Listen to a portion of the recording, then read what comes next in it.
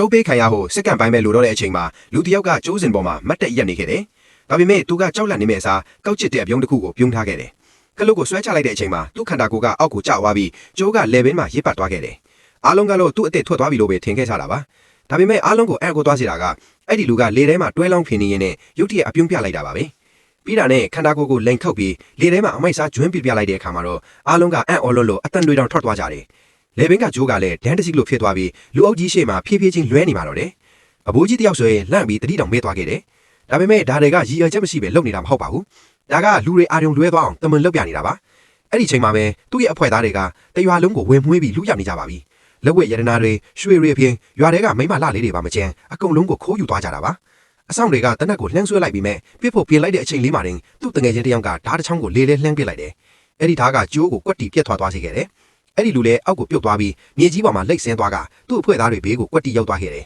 ။တစ်စက္ကန့်လေးတောင်မဆိုင်ကန်ပဲအဖွဲ့သားတယောက်ကကျိုးကိုလှမ်းဆွဲလိုက်ပြီးဖုံတွေတောင်မဆဲသေးခင်မှာပဲအားလုံးလုံခြုံတဲ့နေရာကိုကိုအောင်ဖျောက်ထွက်ပြေးသွားကြပါတော့တယ်